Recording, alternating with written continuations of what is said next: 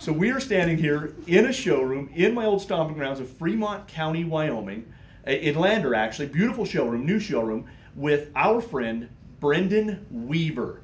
Brendan Weaver is with Maven. For those of you who don't know what Maven is, we're going to explain a little bit about that here. So I have always been, my optics have always been Brunton. Brunton was a Riverton, Wyoming company for a lot of years, and they're no longer in the optics business, so it's time for me to upgrade. And lo and behold, in my home state of Wyoming, there is a new optics company, and not really new. How long have you guys? We're about 6 years old now. 6 years old, so newer, but they're manufacturing optics, doing the R&D right here in my home state of Wyoming. So I happened on to Maven through maybe kind of a Google search, and they kind of maybe slipped in to my news feed on Facebook. So they have a unique business model, and I'm going to let Brendan tell us a little bit about that.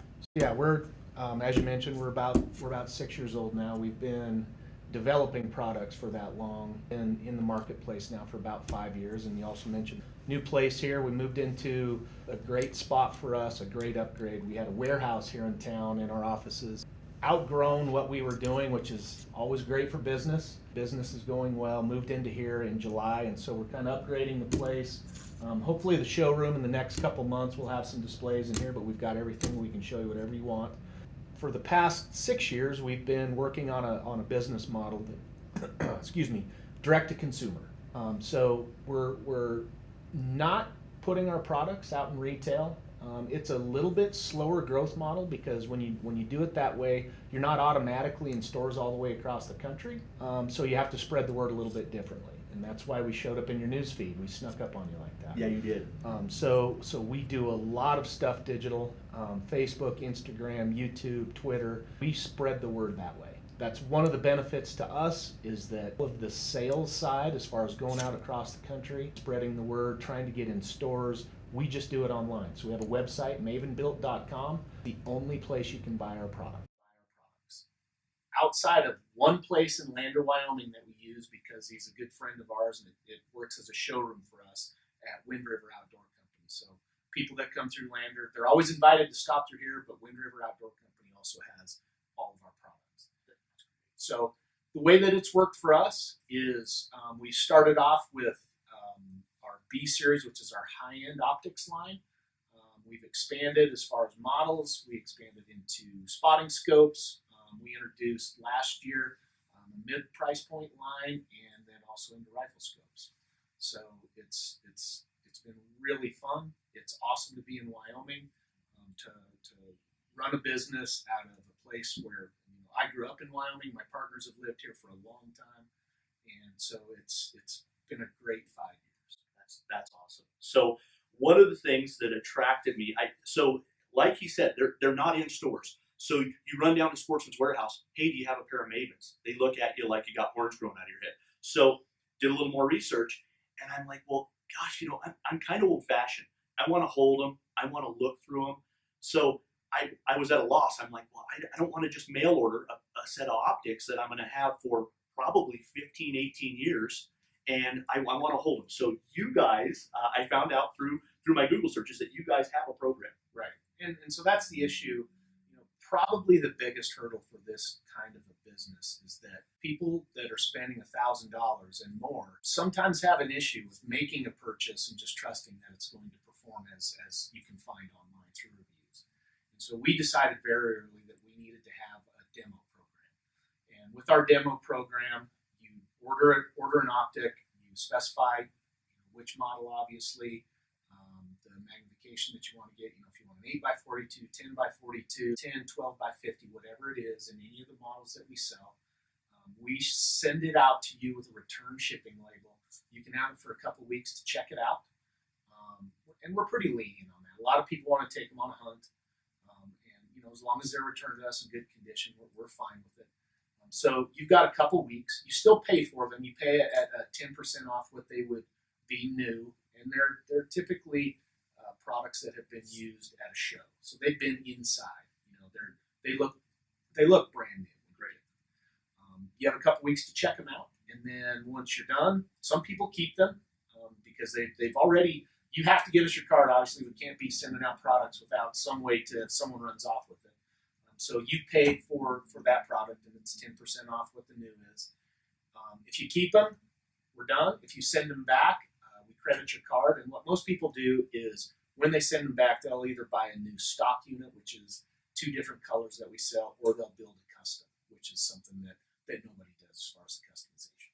Yeah. So that is great. So that's what I was made aware of, and I couldn't wait. So rather than use their model, I decided to take advantage of that and share it all with you guys. So Mandy and I made the trip over here to Lander today. It's a snowy, blustery day, but we made the trip over here so that we could actually be in store, in showroom here, so that we can kind of pick out a set. So if you guys will stick with us for a little bit, I'm going to have Brandon share a little bit about the optics themselves, but stay with us. So we'll be checking right back in with you. Now, when I was looking online, I saw that they have high-end optics all the way down to more budget-minded optics. Now, because I am Wyoming James and I am doing everything on a budget, I decided to go towards that more budget-minded piece of glass. So, Brendan, I'm putting myself in your capable hands. That's we get that all the time. Good. And so when you came to our site, I'm sure you saw our B series, which is our high end. It's the first products that we introduced. They're customizable. We've got 3 different models from a compact up to our B2. And like I say, you can see here, this is all custom. We got a Kuyu pattern. We got anodizing. This is a stock unit that we sell. So any of the B series you can get in 2 stock patterns, or you can get on there and customize. About mid last year, we introduced the C series, which is, from what I'm hearing, this is kind of the direction that you're going. We found out, because we had originally just thought that we're just going to play at the high end, but we found out that even though you're getting the deal with the direct-to-consumer model, that you're not paying that retail markup, it's still a lot of money. $1,000 is a lot of money for a lot of people. We knew we could still make a great performing optic and keep it more of a budget friendly, with something with our C series, which comes in anywhere from the compact $200 up to about $450. Still a great performing binocular. It's competing with anything out there that's up in the $600, $700, $800 range, depending on the models.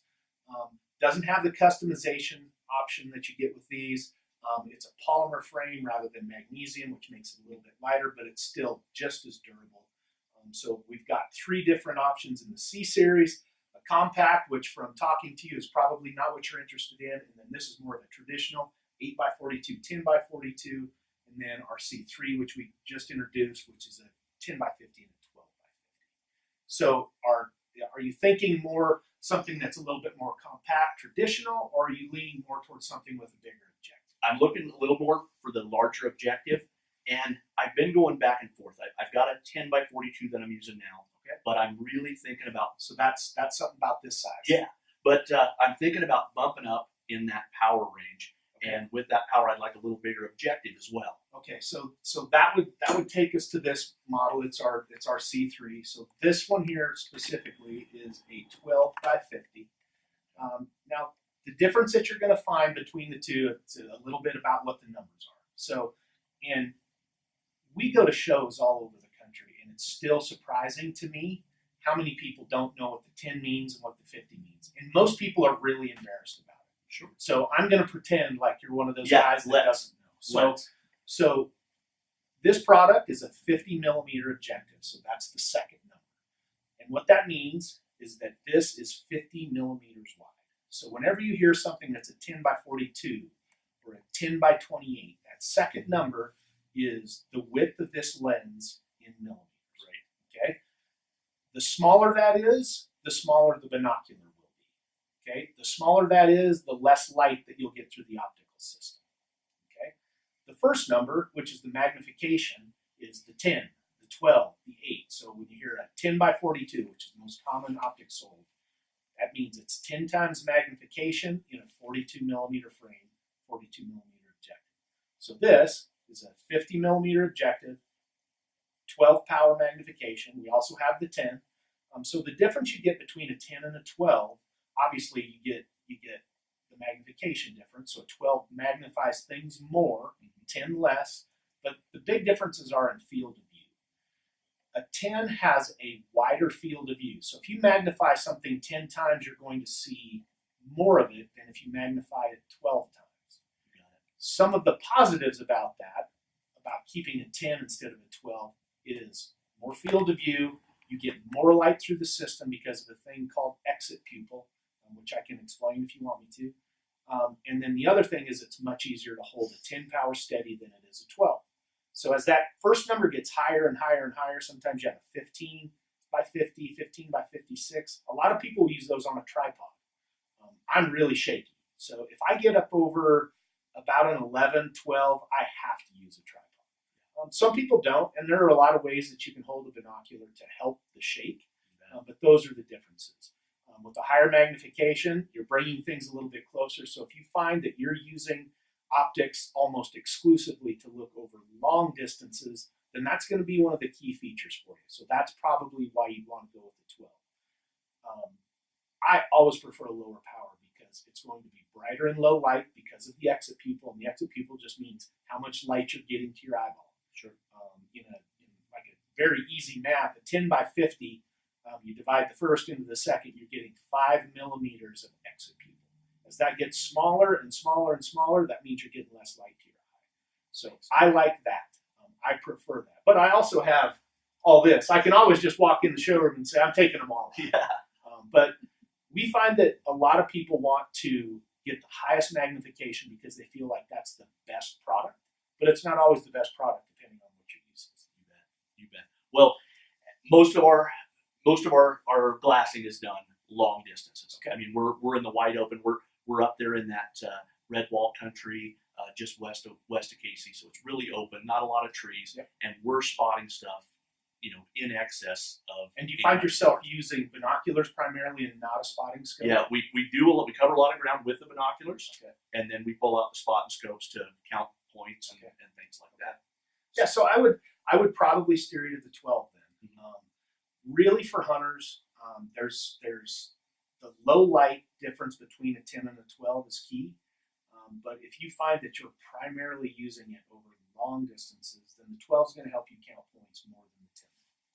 That's great, and that's kind of what I feel like I'm leaning towards. Yep. But I appreciate you kind of reaffirming that decision. Yep. So I'll tell you what a great visit with a very knowledgeable guy. That guy, he knows his stuff.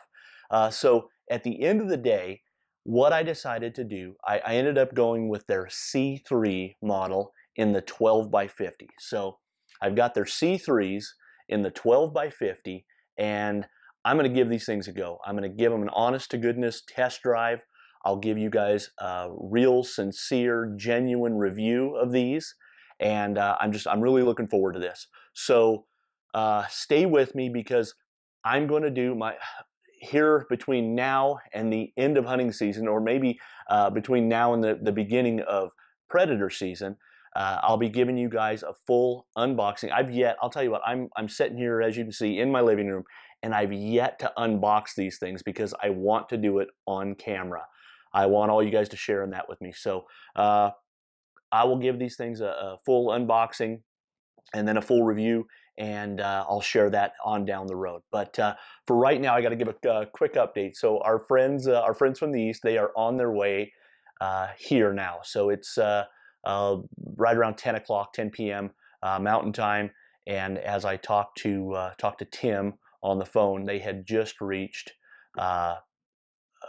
Omaha, Nebraska, I think is where they were at. So they were just pulling into Omaha. They're going to stay the night there, and then they'll continue the drive in. They'll be here probably just after dark tomorrow evening. So we've got a lot to do between now and then. So we're going to go ahead and hopefully get that taken care of.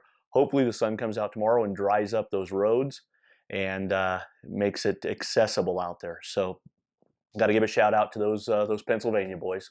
So stay with me because we've got a lot going on, and we will check in with you shortly. So Wyoming James checking out from the home base, I guess.